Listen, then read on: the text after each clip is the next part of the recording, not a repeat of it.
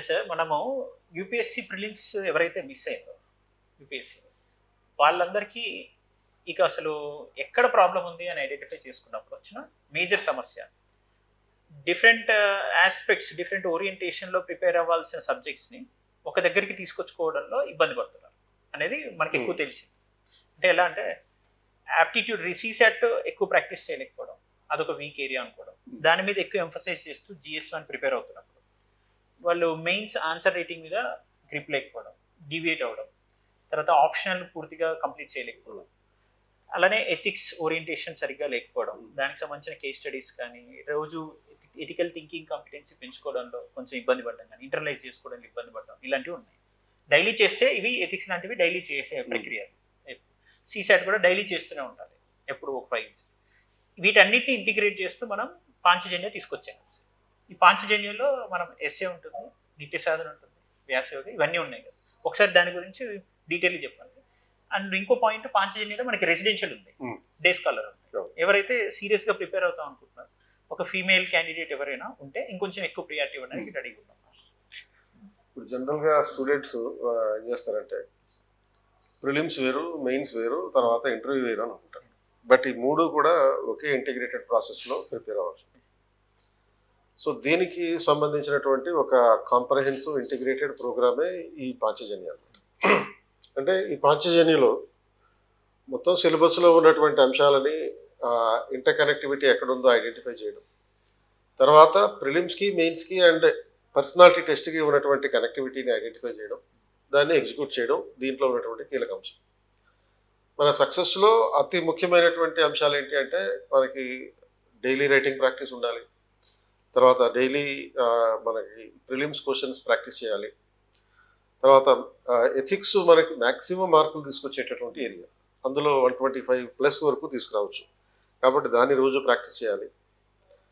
And next CSAT అనేది చాలామంది IIT background ఉన్న వాళ్ళు కూడా కొన్ని సందర్భాల్లో సీసాట్ విషయంలో తడబడుతున్నారు కాబట్టి ఆ సీసాట్ని ప్రాక్టీస్ చేయాలి. అండ్ ఎథిక్స్తో పాటు అదే స్థాయిలో స్టాటిక్ సబ్జెక్ట్గా ఉంటూ మనకి సక్సెస్కి ఎక్కువ మార్కులు తీసుకొచ్చే అవకాశం ఉన్నటువంటిది జనరల్ ఎస్సే. సో వీటన్నిటినీ ఇంటిగ్రేట్ చేసుకుని ప్రిపేర్ అవ్వాలి. సో కాబట్టి మనకి ఫండమెంటల్గా ఇప్పుడు ఫర్ ఎగ్జాంపుల్ పేపర్ 1లో GS పేపర్ 1లో సెక్యులరిజం అనే టాపిక్ ఉంది. ఈ సెక్యులరిజం అనే టాపిక్ని మనం పేపర్ 2లో కూడా చదవాల్సి ఉంటుంది. అంటే పేపర్ 2లో పాలిటీలో భాగంగా ప్రియాంబుల్లో చదవాలి. అండ్ ఇదే సెక్యులరిజం అనే కాన్సెప్ట్ ఈవెన్ మనకి ఎథిక్స్లో కూడా ఉపయోగపడుతుంది. అంతేకాకుండా జనరల్ ఎస్సేలో కూడా అడిగేటటువంటి అవకాశం ఉంటుంది. సో ఇట్లా across the various papers, suppose me optional కనుక పబ్లిక్ అడ్మినిస్ట్రేషన్ అయినా పొలిటికల్ సైన్స్ అయినా మళ్ళీ ఆప్షనల్ కూడా ఉపయోగపడుతుంది. సో అనేక రకాలుగా ఉన్నటువంటి సబ్జెక్ట్కి ఉపయోగపడేటటువంటి అంశాలు ఏవైతే ఇంటర్ కనెక్టివిటీ ఉన్నాయో ఇంటిగ్రేట్ చేసుకుని ఆ ప్రీవియస్ ఇయర్ క్వశ్చన్స్ ఆధారంగా చేసుకుని ప్రిపేర్ అవ్వాల్సినటువంటి అవసరం. ప్రతి అంశానికి సంబంధించినటువంటి ఇంటిగ్రేషన్ అనేది ఇంపార్టెంట్. ఈ సెక్యులరిజం లాగానే మరొకటి తీసుకుంటే కనుక అర్బనైజేషన్ అనేది, ఆ అర్బనైజేషన్లో జరిగేటటువంటి సోషల్ ఇంప్లికేషన్స్ ఏమో పేపర్ 1లో సోషల్ ఇష్యూస్లో వస్తాయి. అదే పేపర్ 1లో జాగ్రఫీలో కూడా అర్బనైజేషన్ రిలేటెడ్గా పొల్యూషన్ గురించి కనెక్ట్ చేస్తూ అడగచ్చు. అండ్ అదే అర్బనైజేషన్ మళ్ళీ పేపర్ 2కి వెళ్ళినప్పుడు లోకల్ గవర్నమెంట్లో ఈ డెవల్యూషన్ ఆఫ్ పవర్స్ అనే దాంట్లో భాగంగా వస్తుంది. అదే అర్బనైజేషన్ మళ్ళీ పేపర్ 3లోకి వెళ్ళినప్పుడు డిజాస్టర్ మేనేజ్మెంట్లో అర్బన్ డిజాస్టర్స్లో భాగంగా అర్బన్ ఫ్లడ్స్ అనే కాన్సెప్ట్ మీద అడగచ్చు.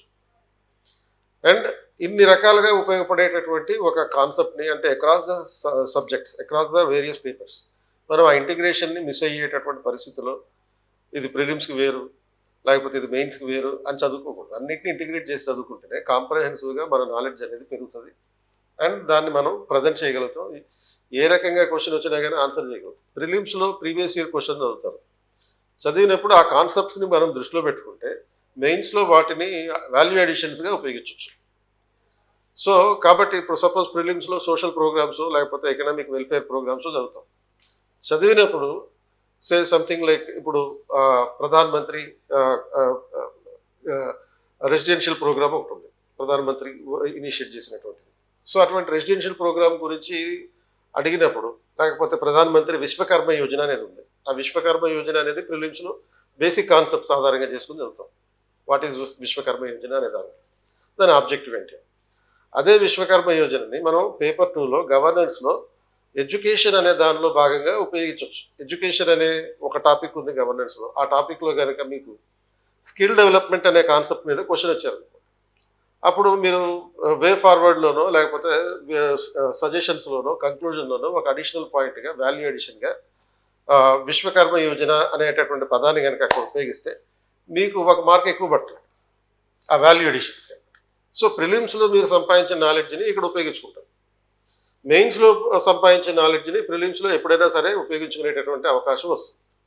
ఈ ఇంటిగ్రేటెడ్ పర్పస్ని తీసుకుని బ్రెయిన్లో పెట్టుకుని ఈ పాంచజన్య అనే స్కీమ్ చేస్తుంది. సో దీంట్లో ప్రధానంగా నిత్య నీతి అనే ఒక కార్యక్రమం, అదేమో ప్రతిరోజు ఎథిక్స్కి సంబంధించి. ఇంటర్నలైజేషన్, వ్యాస యోగ అనే ఇంకో కార్యక్రమం. Weekly essay oriented. సో ఇది ప్రతిరోజు జర్నల్ ఎస్సే ప్రతి వీకెండ్లోనూ జర్నల్ ఎస్సే రైటింగ్ ప్రాక్టీస్ ఉంటుంది. అలాగే ఈ నిత్య సంఖ్య అనేటటువంటి ప్రోగ్రాంలో భాగంగా ప్రతిరోజు సీసాట్ని మీతో ప్రాక్టీస్ చేపిస్తాం. అండ్ ఇదన్నీ కాకుండా కేర్ అనే ఇంకో ప్రోగ్రామ్ ఉంది. అంటే ఈ కేర్ అనే ప్రోగ్రాంలో భాగంగా కరెంట్ అఫైర్స్ రివర్స్ ఇంజనీరింగ్ జరుగుతుంది. అంటే కరెంట్ అఫైర్స్ చదువుతూ దాని ఆధారంగా మనకి క్వశ్చన్స్ ఏ విధంగా వస్తాయి అనేటటువంటి పర్స్పెక్టివ్ని తీసుకొస్తాం. అండ్ అలాగే నిత్య శోధన అనే మరో కార్యక్రమం ఉంది. సో దీంట్లో భాగంగా ప్రీవియస్ ఇయర్ క్వశ్చన్స్ని ఇంటిగ్రేట్ చేస్తాం. ప్రిలిమ్స్ మెయిన్స్ ఇంటిగ్రేట్ చేసుకోవాలి. ప్రిలిమ్స్ క్వశ్చన్స్ని బేస్ చేసుకుని మెయిన్స్లో రావచ్చు, మెయిన్స్ క్వశ్చన్స్ని బేస్ చేసుకుని ప్రిలిమ్స్లో కూడా ఆన్సర్స్ మనం పెట్టగలుగుతాం.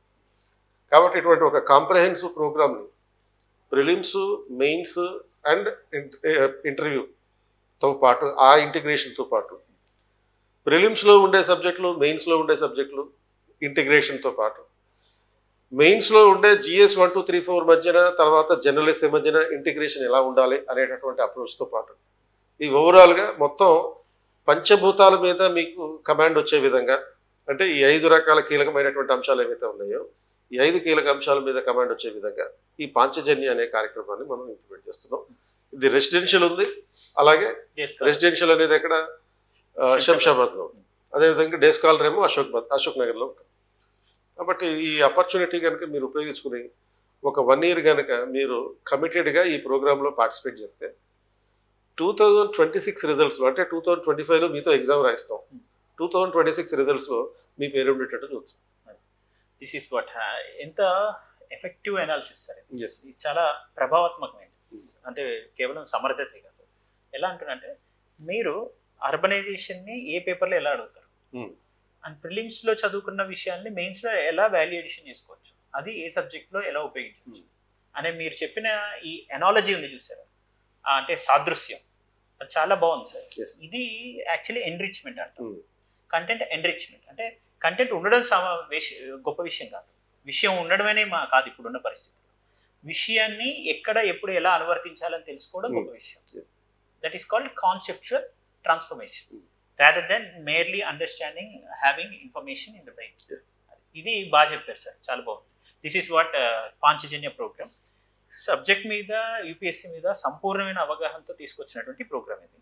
ఒక యావరేజ్ స్టూడెంట్ కూడా కన్సిస్టెంట్గా 5 కంపోనెంట్స్ని ప్రాపర్గా ఇంటిగ్రేట్ చేసి ఒక 8 hours per day వర్క్ చేస్తూ, మిగతా టైంలో కాస్త స్పోర్ట్స్, యోగా, మెడిటేషన్, రన్నింగ్ ఇలాంటివి చేస్తూ, వీక్లీ వన్స్ రెస్ట్ తీసుకుంటూ ప్రశాంతంగా మనం ఒక వాతావరణంలో చదువుకోగలిగితే, పీర్ గ్రూప్ సపోర్ట్ కూడా అదే ప్లేస్లో ఉన్నప్పుడు డెఫినెట్లీ ఒక మోటివేషన్ ఉంటుంది. మోటివేషన్ డ్రాప్ డౌన్ లేని కండిషన్స్లో మనం చదువుకునే అవకాశం ఉంటుంది. This is our genuine effort with respect to Panchajanya programme. అది చాలా ఎఫిషియెంట్గా తీసుకెళ్ళడానికే అన్నిటినీ ఇంటిగ్రేట్ చేసి తీసుకెళ్తున్నాము. I think this will help you. All the very best.